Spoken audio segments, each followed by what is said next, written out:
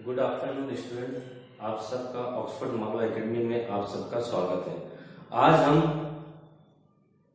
Class 11th subject account जो remaining terminology है उसको आज हम समझेंगे। इसके पहले आपने कुछ टर्मिनोलॉजी समझी, शब्दावली को समझा था। आज हम आगे की शब्दावली को समझेंगे, है ना। Terminology of accounting. डेप्टर्स इसको बुक डेप्ट्स भी कहा जाता है। क्या कहा जाता है? बुक डेप्ट्स भी कहा जाता है। डेप्टर्स क्या होते हैं? डेप्टर्स वो पर्सन होते हैं जिनको बिजनेस क्या करता है, क्रेडिट गुड्स सोल्ड करता है और जिनसे पेमेंट लेना बाकी है, पैसा लेना बाकी है, उसको क्या कहते हैं? डेप्टर्स कहते हैं। डेप्टर्स ऐसे पर्सन को कहते हैं जिनको बिजनेस क्रेडिट गुड्स सोल्ड करता है, बेचता है, उधार माल बेचता है। तो जिस व्यक्ति को बिजनेस उधार माल बेचता है उससे उसको पेमेंट लेना बाकी रहता है, वो व्यक्ति क्या कहलाते हैं? डेप्टर्स कहलाते हैं। ठीक है, क्लियर है। नेक्स्ट है क्रेडिटर्स। क्रेडिटर किसको कहा जाता है? क्रेडिटर बिजनेस के अंदर जो बिजनेसमैन जो होते हैं उनको कभी से भी जो है कि उधार माल भी परचेस करना पड़ता है, क्रेडिट गुड्स भी परचेस करना पड़ता है, अपने होलसेलर से वो उधार माल परचेस करते हैं। तो ये ऐसे पर्सन होते हैं क्रेडिटर जिसमें बिजनेसमैन क्या करता है, अपने होलसेलर से जब क्रेडिट माल परचेस करता है तो उसको क्रेडिटर्स कहते हैं। ठीक है, तो उसको क्रेडिटर्स कहा जाता है क्योंकि उसको पेमेंट देना बाकी रहता है। जिस व्यक्ति को बिजनेस उधार माल सोल्ड करता है उससे पेमेंट लेना रहता है तो वो डेप्टर्स कहलाते हैं। और जिस व्यक्ति से जिस पर्सन से बिजनेसमैन, है ना, उधार माल क्या करता है, परचेस करता है, क्रेडिट गुड्स क्या करता है, परचेस करता है, उसको पेमेंट देना बाकी रहता है तो उसको क्या कहा जाता है कि उस पर्सन को क्या कहते हैं? क्रेडिटर्स। ये पर्सन होते हैं डेप्टर्स और क्रेडिटर्स। क्लियर है। नेक्स्ट है रिसीवेबल। रिसीवेबल क्या होता है? रिसीवेबल वो होता है जो बिजनेस के अंदर जो बिजनेसमैन क्या करता है, आने वाले समय में उसको प्राप्त होना है ना। जैसे कि कोई यदि उधार माल कोई बिजनेसमैन उधार माल सोल्ड करता है तो उस समय उस जो कस्टमर रहता है उसके पास पेमेंट नहीं रहता है तो वो उनके बीच में एक बिल का आदान प्रदान होता है जिसको बिल्स रिसीवेबल और बिल्स पेबल कहते हैं। बिल्स रिसीवेबल मतलब जो राशि उसको प्राप्त होना बाकी है उसको रिसीवेबल कहा जाता है। ठीक है। नेक्स्ट है पेबल। पेबल का मतलब ये है कि जो बिजनेसमैन को पेमेंट देना बाकी, जैसे कि मैंने अभी जिक्र किया कि जब उधार क्रेडिट गुड्स जब सोल्ड होता है या परचेस होता है और उसके पास पेमेंट नहीं होता है तो उनके बीच में एक बिल लिखा जाता है ना। तो यहाँ पर एक बिल्स रिसीवेबल होता है, ठीक है, जिसका पेमेंट आना बाकी रहता है तो वो रिसीवेबल कहलाता है। क्या कहलाता है? रिसीवेबल कहलाता है। और यदि गुड्स जो पेबल है ना, इसमें एक बिल्स पेबल होता है, बिल्स पेबल जिसका पेमेंट देना बाकी होता है उसको पेबल कहते हैं। ठीक है। तो ये चारों चीजें आपको समझ में आ गई है। डेप्टर्स, क्रेडिटर्स, रिसीवेबल मतलब प्राप्यताएं कहा जाता है इसको, मतलब जिसका पेमेंट आना बाकी रहता है जिस बिल का। और पेबल का मतलब क्या होता है? जिस बिल का पेमेंट देना बाकी होता है उसको पेबल कहा जाता है। एंट्री क्या होती है? एंट्री, इसको प्रविष्टि भी कहते हैं, इसको प्रविष्टि भी कहते हैं। एंट्री क्या होती है? बिजनेस के अंदर बहुत सारे ट्रांजेक्शन होते हैं, बहुत सारे जो व्यवहार होते हैं, सेल होती है, परचेस होती है, इलेक्ट्रॉनिक बिल का पेमेंट होता है, सैलरी का पेमेंट करना पड़ता है, वेजेस का पेमेंट करना पड़ता है, जो असेट्स है वो परचेस करनी पड़ती है, डेब्टर्स क्रेडिटर्स से जो पेमेंट आता है उसकी एंट्री करनी पड़ती है, क्रेडिटर्स को पेमेंट देना पड़ता है उसकी एंट्री करनी पड़ती है। तो जो ट्रांजेक्शन होते हैं उनको व्यवस्थित ढंग से जब अकाउंट में लिखा जाता है, बुक के अंदर व्यवस्थित तरीके से रिकॉर्ड करके रखा जाता है, उसको क्या कहा जाता है? एंट्री करना, प्रविष्टि करना। जो भी ट्रांजेक्शन होता है उसी समय उसकी एंट्री कर दी जाती है तो उसको एंट्री कहा जाता है। नेक्स्ट है टर्नओवर।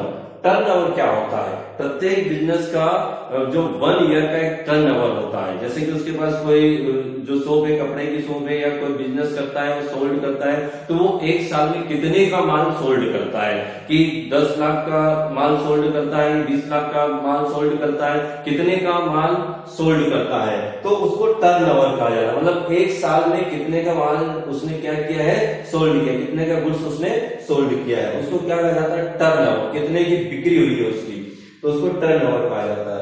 इंसॉल्वेंट क्या होता है, इंसॉल्वेंट इसको दिवालिया कहते हैं। क्या कहते हैं, दिवालिया कहते हैं।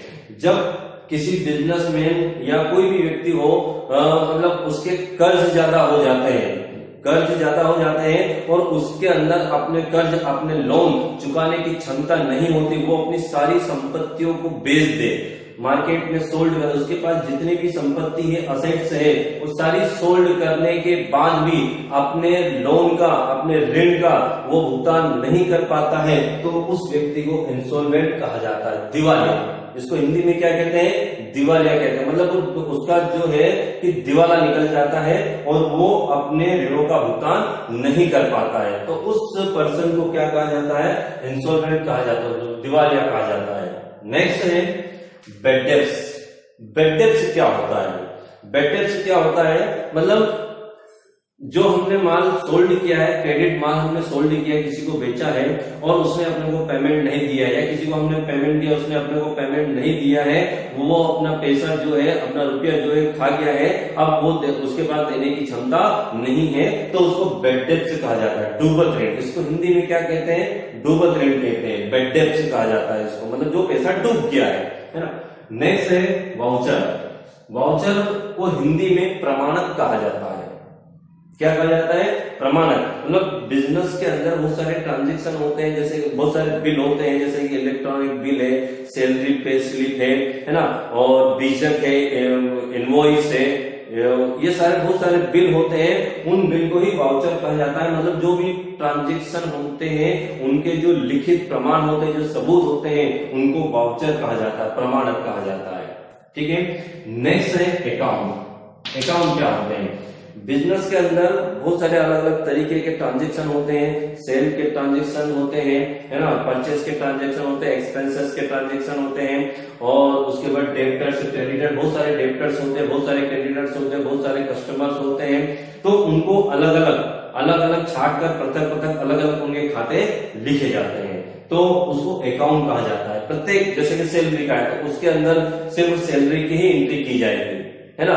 इनकम है तो उसके अंदर सिर्फ इनकम की ही एंट्री की जाती है, उस खाते के अंदर सिर्फ इनकम की एंट्री की जाती है।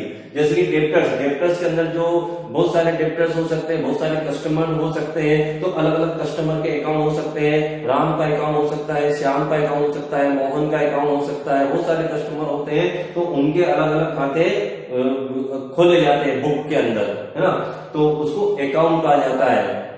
बहुत सारे एक्सपेंसेस भी होते हैं, जैसे कि सैलरी होते हैं, उसका अकाउंट अलग होता है, इलेक्ट्रॉनिक बिल होता है, उसका अकाउंट अलग होता है, वेजेस होता है तो उसका अकाउंट अलग होता है, बिजनेस के अंदर कमीशन का भी कमीशन भी होता है तो उसका अकाउंट अलग होता है, खाते, है ना, इसको क्या कहा जाता है, खाते, account. Debit and credit. Debit and credit, इसका अकाउंट में बहुत ही महत्व, बहुत ही इंपॉर्टेंट है इसका, डेबिट एंड क्रेडिट का। बहुत सारे ट्रांजेक्शन, डेबिट जो अकाउंट होते हैं उसकी 2 साइड होती है, एक तो डेबिट होती है और एक क्रेडिट होती है। जब हम आगे जब जर्नल एंट्री करेंगे और लेजर करेंगे तो इसके बारे में विस्तार से अपन समझेंगे। डेबिट और क्रेडिट क्या होता है, नाम और जमा, अकाउंट के 2 साइड होती है, एक साइड डेबिट होती है और एक साइड क्रेडिट होती है। मतलब किसको नाम करना है, किसको जमा करना है, किसको डेबिट करना है और किसको क्रेडिट करना है। ठीक है, ये आगे हम समझेंगे जब जर्नल एंट्री करेंगे, उस समय अपने को समझ में ये आ जाएगा। ठीक है। नेक्स्ट है फाइनेंशियल इवेंट, वित्तीय घटना। फाइनेंशियल इवेंट, वित्तीय घटनाएं क्या होती है, वित्तीय घटनाएं ऐसे ट्रांजेक्शन जैसे कि किसी जो असेट से परचेस किए उस पर डेप्रिसिएशन कैलकुलेट करना एक वित्तीय घटना है ना। डेप्रिसिएशन कैलकुलेट करना, जब भी डेप्रिसिएशन क्या होता है ना, जब भी कोई बिल्डिंग या मशीनरी जब परचेज की जाती है, मशीनरी परचेज जब करते हैं तो धीरे धीरे उसकी जो कैपेसिटी है, प्रोडक्शन करने की जो कैपेसिटी, वो धीरे धीरे क्या हो जाती है, कम हो जाती है ना, जिसके कारण उसका जो मूल्य है वो धीरे धीरे क्या हो जाता है, कम हो जाता है। तो उसको डेप्रिसिएशन कहा जाता है। उस डेप्रिसिएशन को फाइनेंशियल इवेंट्स कहा जाता है। बिजनेस के अंदर चोरी हो गया, माल क्या हो गया, चोरी हो जाता है, तो उसको क्या कहा जाता है, फाइनेंशियल इवेंट्स कहा जाता है। बिजनेस के अंदर आग लग जाना है ना, तो वो भी एक प्रकार से क्या है, फाइनेंशियल इवेंट्स है। तो उस ऐसे इवेंट्स को फाइनेंशियल इवेंट्स, वित्तीय घटना कहा जाता है। मतलब जिस ऐसी घटना जिससे जो है कि लॉस हो, हानि हो, और उसको फाइनेंशियल इवेंट्स कहा जाता है। नेक्स्ट है कमीशन। कमीशन तो आप जानते हैं, आपने कई बार इसका नाम भी सुना होगा, कमीशन। और जो बिजनेस के अंदर कई बार कोई व्यक्ति कोई बिजनेस माल सोल्ड करता है तो उसको उन चीजों पर कमीशन भी रिसीव होता है या देना भी पड़ता है। दोनों चीजें हो सकती है इसके अंदर, या तो उसको कमीशन मिल भी सकता है और कमीशन वो दे भी सकता है ना। तो ये कमीशन है। नेक्स्ट है फर्म। फर्म क्या होती है? फर्म क्या होती है? पार्टनर। वैसे तो सामान्यतः यदि देखा जाए तो पार्टनरशिप में जो बिजनेस किए जाते हैं, पार्टनरशिप में 2 या 3 या 4 व्यक्ति मिलकर जब बिजनेस करते हैं, पार्टनरशिप में बिजनेस करते हैं, तो उस बिजनेस को फर्म कहा जाता है। ठीक है। लेकिन यदि इसका एक बड़ा रूप देखा जाए तो व्यापारिक इकाइयां, व्यापार में जितने भी व्यापार है, जितने भी ट्रेड किए जाते हैं, वो सब फर्म के अंदर ही आते हैं, है ना। जितने भी व्यापार किए जाते हैं, चाहे वो क्लॉथ का बिजनेस हो, चाहे इलेक्ट्रॉनिक का बिजनेस हो, चाहे वो जो भी किराना स्टोर्स हो, जो भी बिजनेस हो, वो सारे फर्म के अंदर ही आते हैं। ठीक है। नेक्स्ट है स्टोर्स। स्टोर्स क्या होते हैं? स्टोर्स मतलब जो बिजनेस में छोटे मोटे जो कल पुर्जे होते हैं, उनको संभाल कर रखा जाता है, तो वो स्टोर्स कहलाते हैं। जो सामग्रियां होती, पैकिंग की सामग्रियां होती है, वो स्टोर्स कहलाती हैं। और जो रॉ मटेरियल होता है, वो स्टोर्स कहलाते हैं। बिजनेस में जो मशीनरी होती है, उनके जो छोटे मोटे कल पुर्जे होते हैं, या उस मशीन को सुधारने के लिए जो औजार होते हैं, जो मतलब टूल्स वगैरह होते हैं, उसको स्टोर्स कहा जाता है। ठीक है। Next revenue item. Revenue item क्या होती है? रेवेन्यू आइटम सेल है, मतलब जो माल हमने जो सोल्ड किया है, उससे जो पैसा प्राप्त होता है, वो क्या रेवेन्यू आइटम होता है। Discount received, commission received, dividend received, मतलब बोनस लाभांश वगैरह ये रिसीव्ड, कमीशन रिसीव्ड, ये रेवेन्यू आइटम है। ये सारी क्या कहलाती है? Revenue item. कैपिटल आइटम क्या होती है?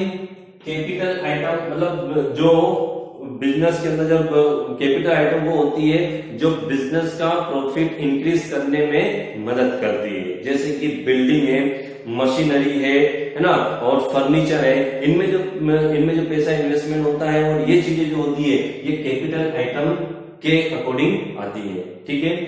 नेक्स्ट है डेट स्टॉक। डेट स्टॉक क्या होता है? स्टॉक तो आप जानते हैं, नेक्स्ट वीडियो में मैंने आपको बताया था कि स्टॉक क्या है।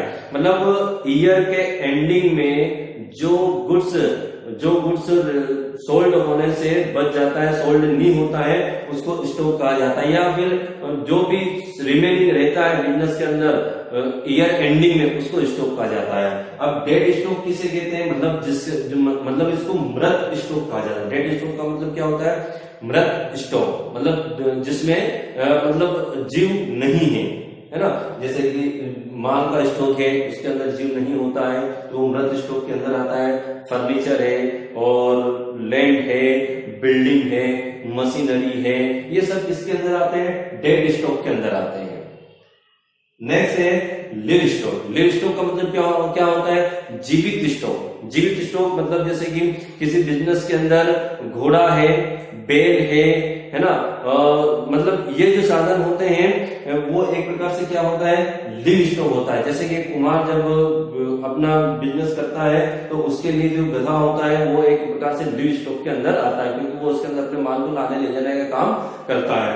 कहीं बहुत सारे बिजनेस ऐसे जहां पर घोड़ा है, बैल है, और इनका उपयोग किया जाता है, वो लिव स्टॉक के अंदर आता है। तो ये टर्मिनोलॉजी आप अच्छी तरीके से समझ लेना और इसको बुक में से इनकी डिटेल आप पढ़ के और अच्छे से आप समझ सकते हैं। ठीक है, थैंक यू, ओके।